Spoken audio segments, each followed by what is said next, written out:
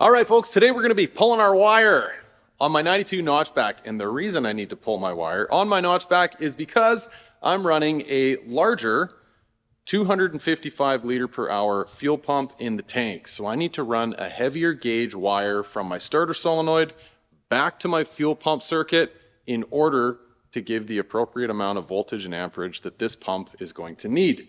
Now, this is all part and parcel with the Kenny Bell twin screw supercharger that's going on this car, 60-pound injectors, all the rest of it. So I need a bigger fuel pump in order to feed all that. I'm going to run you through all the gear that I got here on my bench, and then I'm going to show you how to install it.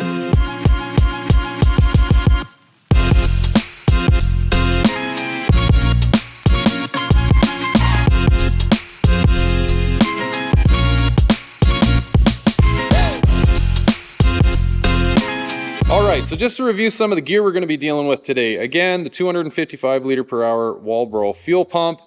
It also comes with the pigtail wiring harness, hoses, hose clamps, new filter, sock, seal. I've also got a, just in case we need it, filler neck to tank rubber grommet. I've got a lock ring and seal. This is the lock ring that ultimately holds the fuel pump assembly unit in the tank. So again, just in case. Now here I have an 80 amp single pole, single throw, 4-wire relay, a roll of 10 gauge wire, and a 10 gauge inline fuse.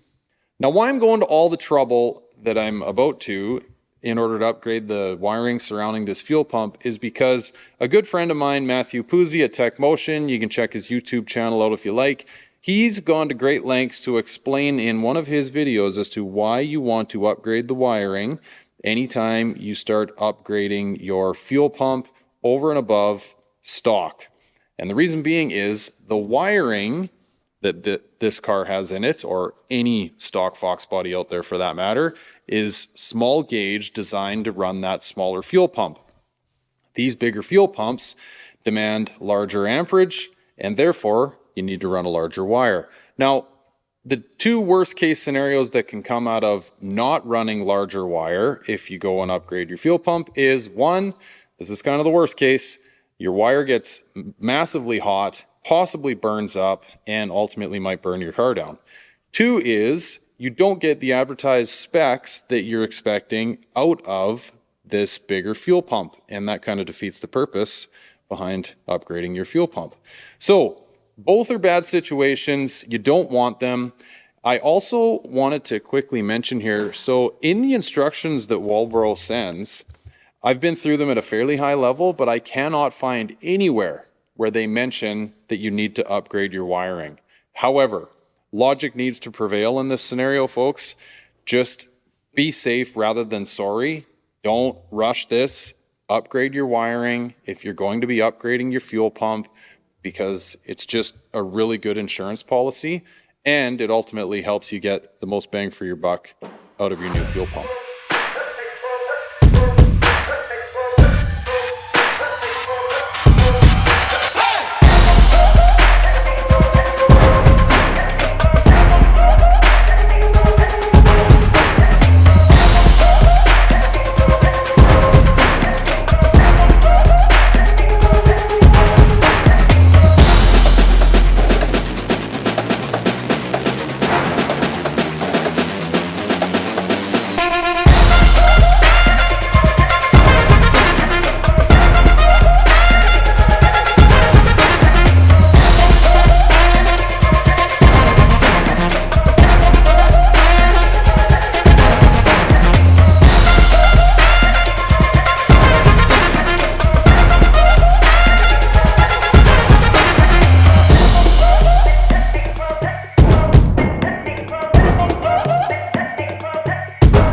Folks, wire to the back. Now, I don't think there's any rocket science involved in running a wire to the back of your car, but just to give you a sense of what I've done with mine, I ran it through the cab. So this is actually where my wire's coming out, which if you caught my air ride video, you know that I've already stabbed one of my air lines through on the passenger side right here. Did the same on the driver's side. came through this hole in the frame, which ultimately leads straight up to a grommet and into the trunk. So this is coupe related, I guess. Anyway, ran it through the cab, so it's been run down the door sill and in through the firewall and up to the starter solenoid. And now I've got it just kind of tucked over here in the back, ready, let's go this way, ready to be spliced into this harness right here. All right, folks, so we're back here on the harness side of things because we need to confirm that we're actually splicing into our 12-volt source wire for the fuel pump. Because on this harness, you've got both your fuel pump source wire and you've also got your fuel level source wire, okay? And then you've got a couple of grounds. Now, the thing that I want to really make clear to you is please do not look at the color of my wires and think, okay, yeah, that's the one I need. You may have the same color wires as me, but over the years, these wire colors do change. And you just want to make sure that you're not cutting the wrong wire here. So real quickly though, a fairly clear-cut giveaway is the fact that this, I don't know, whatever you want to call it, brown wire with a purple trace is a heavier gauge than this yellow wire. So it's leading me to believe that this wire is going to be our fuel pump source wire, the brown one, and the yellow is the fuel level wire. And then the blacks are grounds, but we're going to confirm all that and check it with our multimeter. So how we confirm that is I'm going to plug a jumper wire into the plugs that I want to check, and we're going to cycle the key. And what you'll see is when you have your fuel pump 12-volt power wire, you're going to see a 12-volt spike, and then it's going to regulate itself down to about 6-7 volts. Whereas with the fuel level sender power, you're just going to see a regulated like 6-7 volts. Okay, just for reference, the wire that I'm checking here first is going to be that brown wire with the purple trace. I've got my jumper lead plugged into it, and then I'm tied over into my multimeter. So what we'll do here is I'll set you up and cycle the key, and you can see this voltage spike firsthand.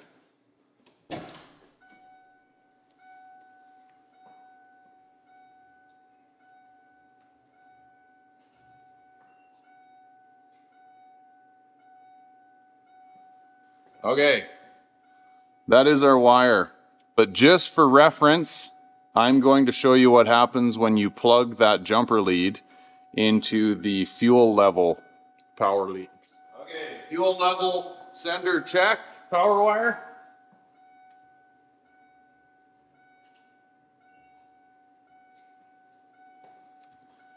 Right, so no 12-volt spike, we just sit here at 7.95, 7.96. Dead giveaway that is your fuel level power wire, and the one we want in my case is the brown wire with the purple trace. Okay, now in order to make this the tidiest job possible, I think I'm going to drop the tank so I've got more room to work with the harnesses. I hate splicing into OEM harnesses, especially when they're in good shape, but you can do it in such a way that you don't cause a whole bunch of ruckus. So at this point, I think I'm going to drop the tank. Ultimately have to change the pump anyway, and I'll do the wiring while the tank is down.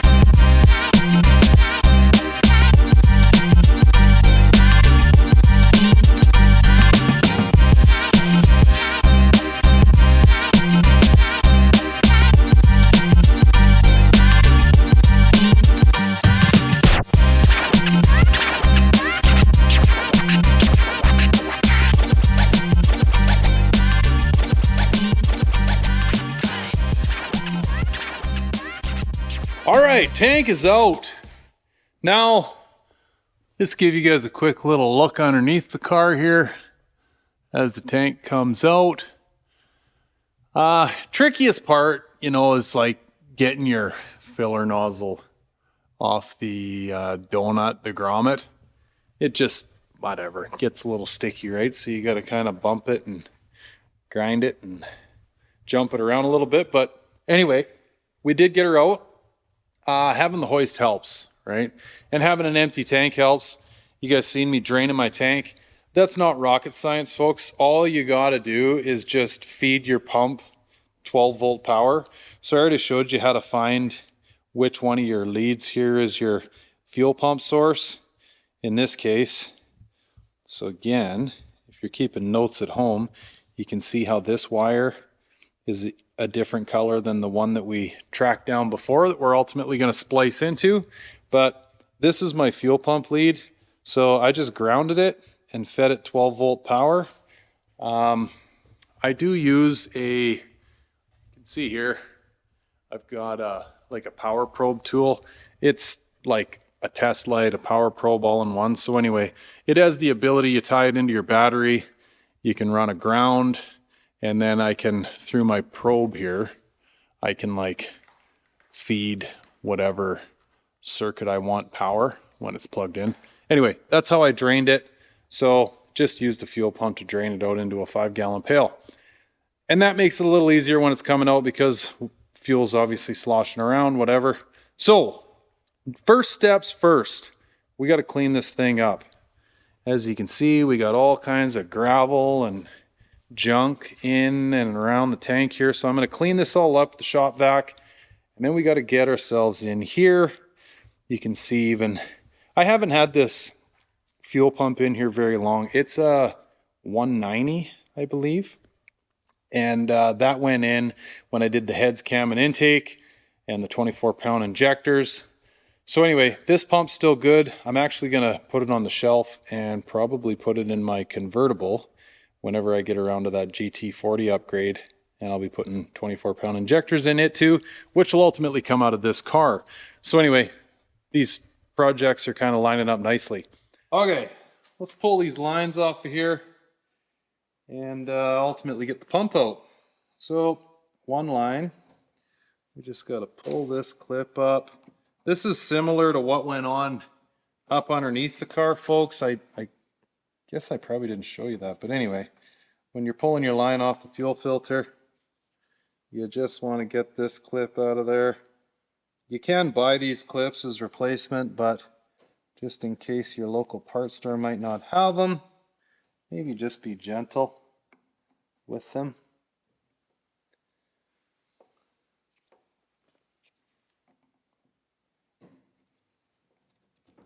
They do come off of there, okay.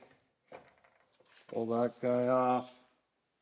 All right, and we're dumping fuel, that's perfect. Nothing like the smell of gas in the evening.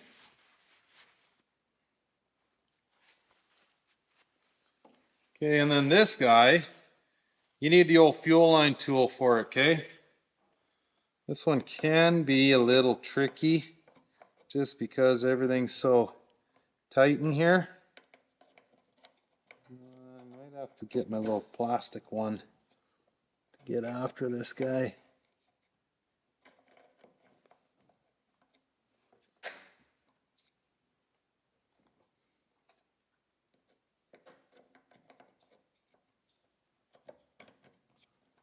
Maybe not. Boom. Got her. So yeah, get yourself a fuel line removal tool, okay? Hopefully you can kind of get a handle on what that is. They usually come in kits. Get one of those.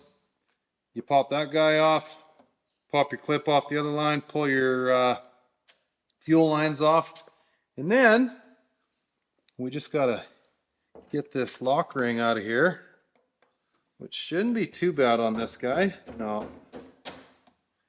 Typically they don't come off that easy, but this one has been out before, so. And pull your fuel pump out.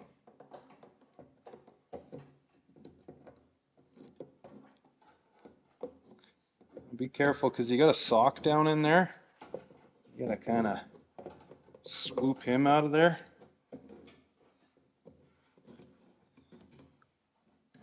Did we get it? Oh yeah, we even still got the sock. What are the chances?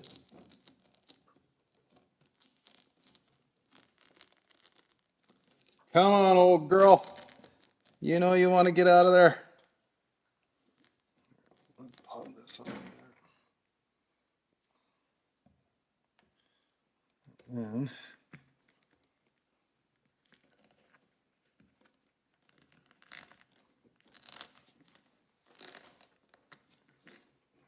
let's do this. There he is. A little discolored, but not too bad. Guess we're getting clean fuel around these parts these days. We should be for $2 a liter or $8 a gallon. Okay, folks, now the pump swap itself is going to be, well, for the most part, pretty straightforward if you're doing one of these in-tank pumps. But the only thing that's going to change a little bit is, well, in this case, with the larger pump, I've got more of a plug style wire feed that I'm gonna have to ultimately wire up to my hot and my ground wire or ground lead. So like, it's not by any means rocket science. You just kind of need to like pay attention to how things are, repeat the process. Don't leave anything out, right? You've got like a rubber gasket that sits on the bottom here. It's just kind of like a rattle pad. Get some new hose clamps, some new fuel line clips in the kit. So by no means rocket science. I don't think I'm going to bore you with like watching me tear this thing apart, but just take your time. Like I say, make note of where everything is and just make sure you're putting everything back in place the way that it's currently set up on your car. Now just reinstall your pump and don't forget your sock. You know what they say, no glove, no love. So make sure you got the glove on there.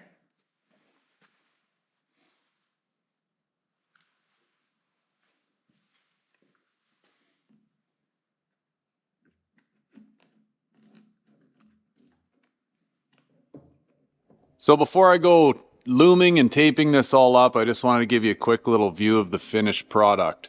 So again, this is my 30-pin side of the relay, okay, which is tied into my main power source that I ran from the solenoid. The 87-pin, okay, so this is going to be the switched power.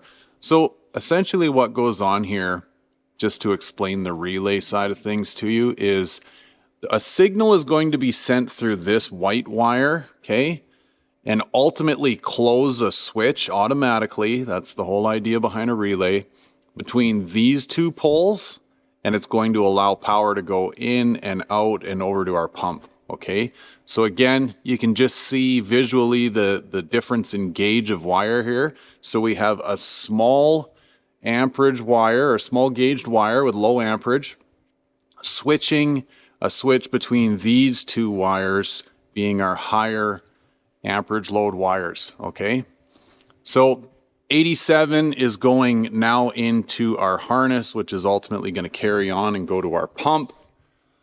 This is the other side of the OEM Ford power wire, which is now running our switch. Okay. Hey folks, I just want to step in here real quick and mention a minor alteration that I've made to this. So initially I had ran my ground for my relay and ground for my pump to the ground wire that Ford ultimately put in this car when it was new. I have since changed all that. So now the relay is grounded and spliced into the Ford ground that most likely runs to the front of the vehicle. And I have grounded the pump to the body, okay, up here. Star washer cleaned off the body and grounded it right here. And the reason I did that is I got thinking about it after the fact. I'm like, I've gone to all this trouble to run a big 10 gauge power wire, yet I'm going to double up and use the small gauge ground that, again, most likely runs to the front of the vehicle, that doesn't make sense, right? Big power wire, small ground. I think I'll sleep better at night knowing that I've got a shorter ground run here right to body. That's how that is all going to work. This is going to kind of snake up and over the tank. All of this is going to tie in back here right by my plug that ultimately ties in my fuel tank harness. And yeah, we should be running big power. Now, one other thing I should mention, some of you are probably saying to yourselves right now, hey, what about this smaller gauge wire? And ultimately, you can't really see it here, but that smaller gauged wire that ultimately runs to the pump. And you do have a very good point, okay? We are going from a larger gauged 10 gauge wire down to, you know, whatever these are, like 12 or, I don't know, that's probably a 12 gauge. Maybe 14. No, it's probably 12. Anyway, you do have a good point, okay? I'll give you that.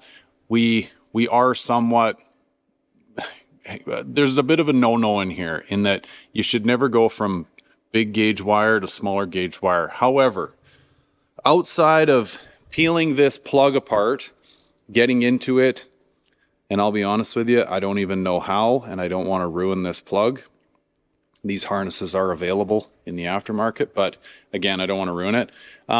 The big thing here, folks, to pay attention to, or I guess the justification that I'm making to myself is whenever you run wire over long distances, that's when you have your amperage drop, okay? And this wire is ultimately our longest run, right? This is the one that goes from the solenoid all the way to the back of the car. So we are eliminating that drop, that amperage drop that's going to occur from the solenoid back to the car, okay? Or pardon me, back to the fuel tank. So that is my justification to myself. Then we just have a short little, I don't know, maybe 16, 18 inch run into the pump. Yeah, I just thought I'd mention that too in case anyone was scratching their heads. But yeah, I gotta get this all tucked up in here and get the tank back in this car. Okay, folks. Well, I think I'm gonna leave this one here. I'm not gonna bore you with me putting the tank back up in the car. There's gonna be a little bit of farting around and I don't know if that's gonna make for very good content. Thanks for sticking around, folks. I hope this video helped you. If it did, please share it along. That's why I do these videos, right? To give back and help the community. Please, I guess, pay very close attention to this stuff, especially when it comes to like power draws and like big wire, small wire. I mean, you can cause yourself a world of hurt, okay? It's not good. I mean, we don't need any more foxes getting burned up out there. And so make sure that you're paying attention to this if you're running a big fuel pump. It is imperative. So take that for what it's worth. Anyway, thanks so much for tagging along, guys. I really appreciate each and every one of you, and I'll catch you on the next one. Take care. Bye for now.